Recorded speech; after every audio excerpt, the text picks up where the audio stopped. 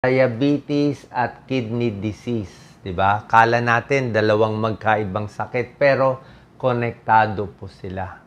Basta may diabetes, may tsansa, actually mga 33% magkakaroon ng kidney disease. Lalo na yung mga kidney failure, nagdadialysis.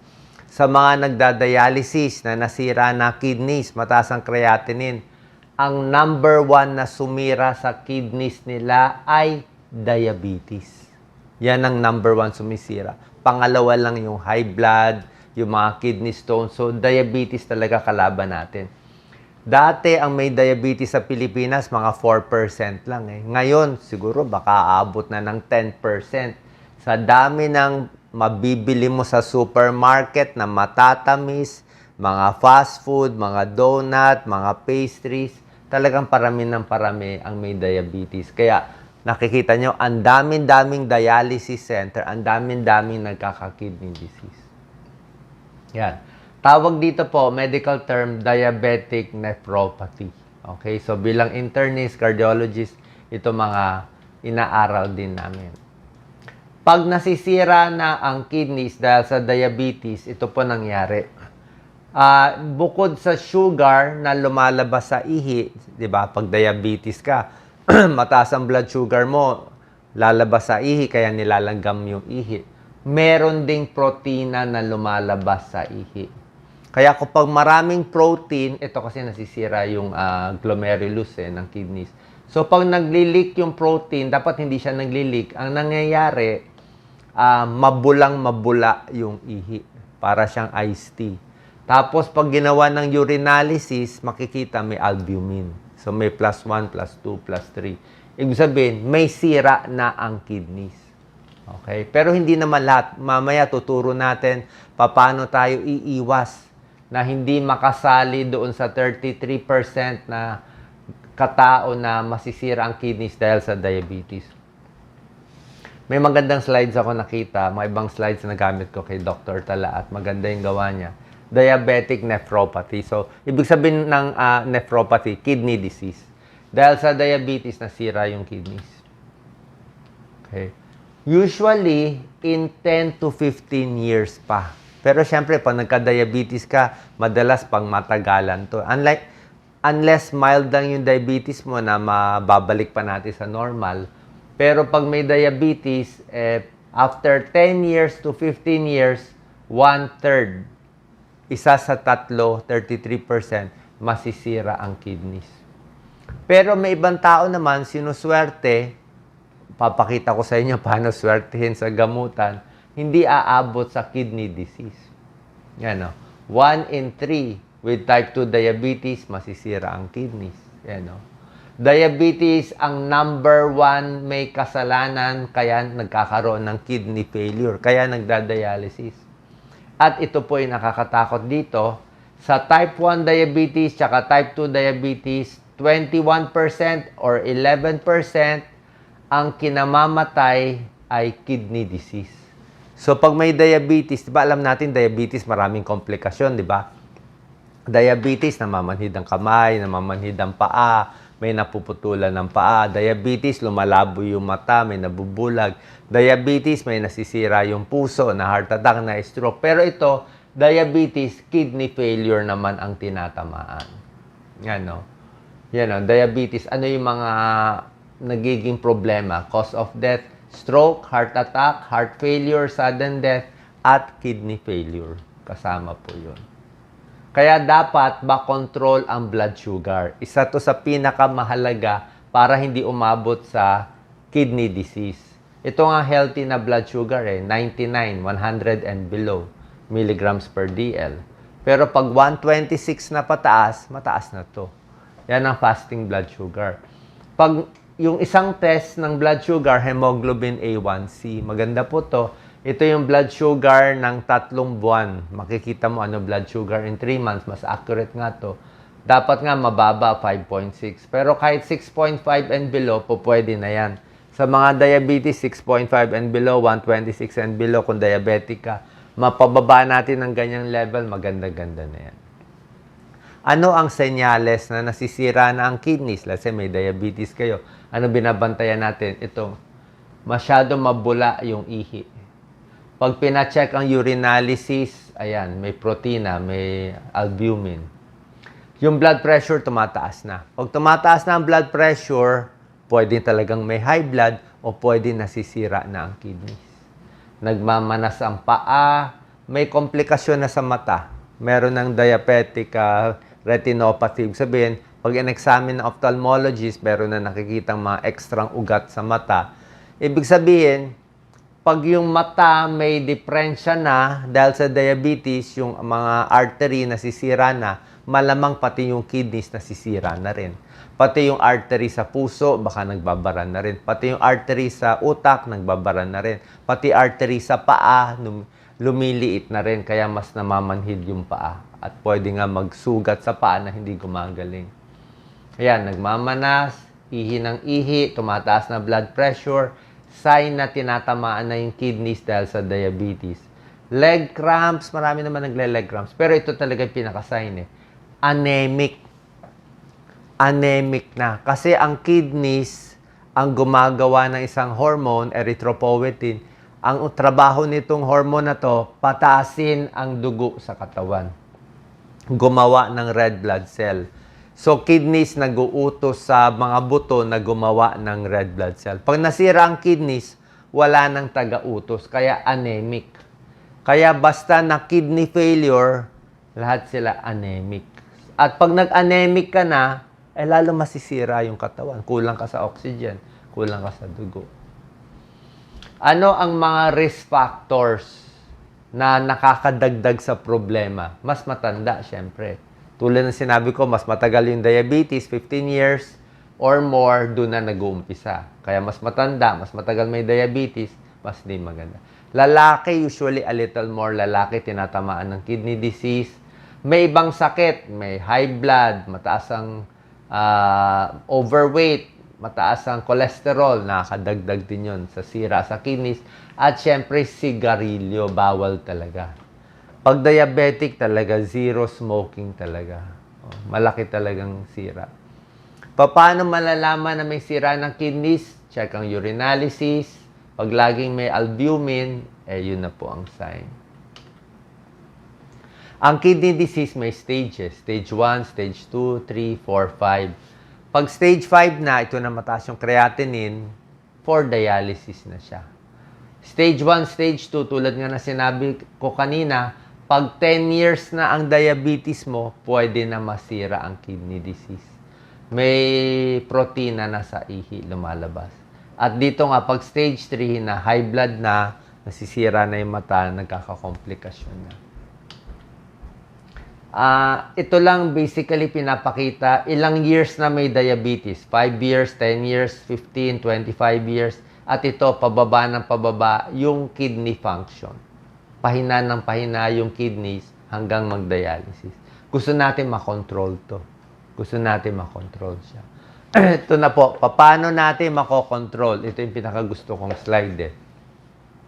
Sabi sa slide na to, mga medical studies to, dito tayo kakapit lahat ng diabetic. Pag na-control mo lang ang blood sugar mo, okay? Mababa mo lang sa halos normal, kahit 126 milligrams per DL, mababa mo lang yung blood sugar mo, iwas matatamis, bawas pagkain.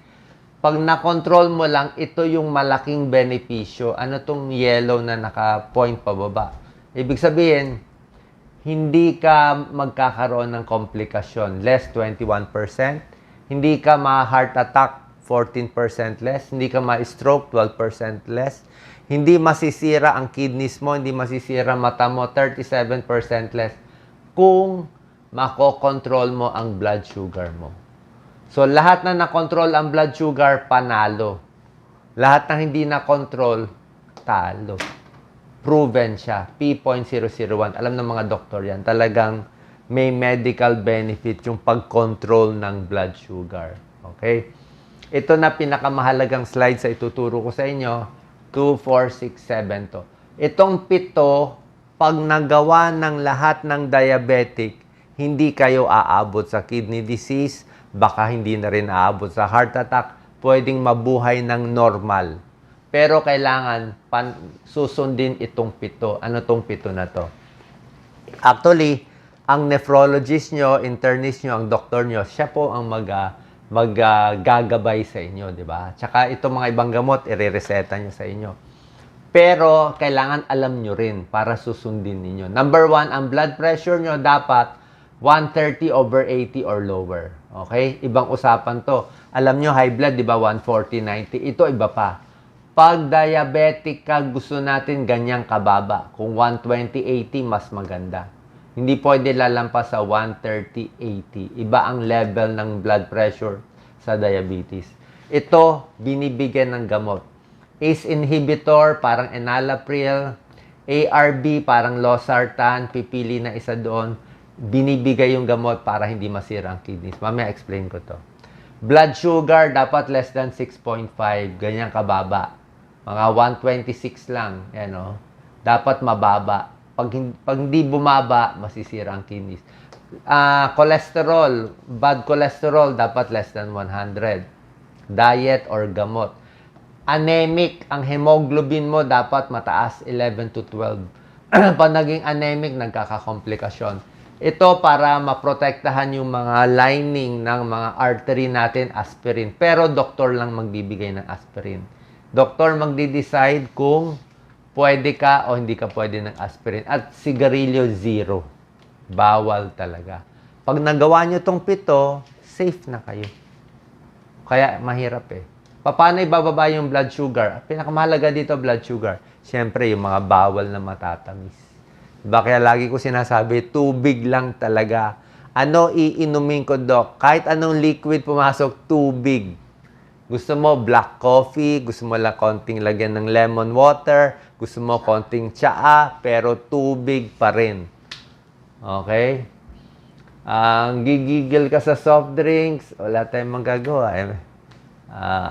Hindi talaga po pwede. Lalo na kung may diabetes. Ito nangyayari sa diabetic kidneys. Lumalaki itong isang arteriole, lumiliit itong isa. Para maayos to, binibigyan natin ng gamot. Punta kayo sa nephrologist ninyo, wala tayong choice, basta diabetes at tumataas na creatinine, may protina na sa ihi, walang choice eh. Babalik tayo sa nephrologist nyo every 3 to 4 months. Kahit walang pera, walang choice eh. Kasi pag hinayaan natin, di kayo magpapacheck up, baka pagbalik nyo, ang taas na ng creatinine, dialysis, gagastos tayo ng milyon. Hindi lang 100,000 hanggang milyon aabutin sa dialysis. So, pag ganun tayo, pag inad-add mo, yung tuloy-tuloy ng dialysis for several years, aabot ng milyon siya sa gastos. Kaya nga, mas maganda maaga pa. Itong dalawang gamot, either or, pipili lang na isa. Pwedeng ACE inhibitors, tulad ng mga generic lang to, enalapril, captopril, lisinopril, or ARB, losartan, valsartan, irbesartan, lahat ito. Pwede, bibigyan kayo ng kidney doctor nyo ng maintenance nito sa tamang dosis at sa tamang pasyente. Okay? Hindi lahat na nakikinig iinom nito mali po. Hindi po ganon. Dapat early stage lang ng kidney disease. Kasi pag late na, super taas na ang creatinine, nagloloko na yung potassium, hindi na rin pwede ito. Diba? Sa umpisa pa lang. So, meron siyang tamang timing lang. May tamang timing lang. Strategies to use. Pag buntis, bawal to. May balak magbuntis, bawal to. Okay? Kung may high blood, mas maganda to. Hindi siya sinasabay, choose one lang tayo. Okay? Punta kayo sa doktor. Kung may diabetes kayo at medyo matagal na diabetes ninyo, malamang bibigyan kayo nitong gamot. Siyempre, other tips, exercise, diba? Tigil alak, tigil sigarilyo, blood sugar, bawas stress, kasama naman yan. Blood sugar goals, may tulong. Meron pa tayong other tips. Tubig, kailangan maraming inom 8 to 12 glasses habang wala pang kidney failure. Minimum 8 to 12 glasses para malabas yung mga dumi sa katawan, gumana yung kidneys. Alat, babawasan sodium. Protina, binabawasan na pag medyo ending na. Yung exercise, wag din sobrang Huwag sobrang pagod, sobrang takbo kasi yung muscle protein yan may muscle breakdown Huwag magpapasuntok, boxing, MMA, lahat yan. Pag nabugbog kasi, pwede masira. Mga hazing, lahat yan, nasisira ang muscle, masisira ang kidneys. Potassium, binabantayan. Kasi pag end-stage kidneys na, end-stage kidney disease na, tumataas na yung potassium. Yun na nga, pag tumaas na ang potassium, tumaas na creatinine, hindi na natin makontrol yung diabetic kidney, abot na sa dialysis. Merong hemodialysis, peritoneal dialysis, kidney transplant, ay natin umabot dito. Kaya nga natin tinuturo. Short tips lang para sa blood sugar, bawas stress. Pag may sakit, i-check ang blood sugar. Nagloloko ang blood sugar pag may sakit. Pag na-hospital, biglang tataas yung blood sugar. Protina, wag sobra dami. Tama-tama lang. Isang pork chop lang, isang isda lang. Wag yung sobra-sobrang karne. Okay? Artificial sweetener, bawal, iwas na lang. O wag masyado marami. Kasi kung puro artificial sweetener, hindi rin maganda. Alak, syempre, matamis din siya. Nakakasira din ng katawan. Ayaw natin ma-dehydrate. Init. Pag diabetic, ayaw natin mainit. Ma-dehydrate, kulang sa tubig, masisira din ang kidneys. Kulang sa tulog, tumataas ang blood sugar. Yan. Alam nyo naman yung mga bawal, ingat, kahit yung mga SARSA, yung mga may kidney disease, mga nagda-dialysis, alam nila, mga ketchup, maalat, matamis, di ba? Halos, pwede naman kumain pag wala pa kayong sakit. Ang point ko, hindi siya unli. Hindi siya unli gravy na isang baso ilalagay mo sa kanin. Diba? Yung normal kain lang, artificial sweetener, ingat, matatamis, alam nyo na naman. Soft drinks, alam nyo naman bawal. Diba? Ayan, alam nyo na naman bawal to. Fast food kasi, syempre, high carbohydrate, high fat. Diba? Maalat, sobrang tamis. Diba? Kaya mas maganda pa rin. Pwede kumain paminsan-minsan, pero mas maganda pa rin sa bahay. Ano pwede kainin? Kahit nga spaghetti, ang alat din Diba? Maalat o matamis. Maganda sariling luto. Pag sariling luto kasi, controlled mo Controlled mo yung nilalagay na asin. Siyempre, pag sa restaurant, hindi naman nila gagawin pang diabetic to Gagawin nila masarap para bumalik-balik kayo. Para sumarap, dapat maalat at matamis. Diba? Okay, so sana pa nakatulong ng mga tips para makaiwas sa diabetic kidney disease. Punta tayo po sa inyong doktor, pa-check ng urinalysis, mga kidney specialist, nephrologist, ang pupuntahan natin para dito. Ingat po palagi.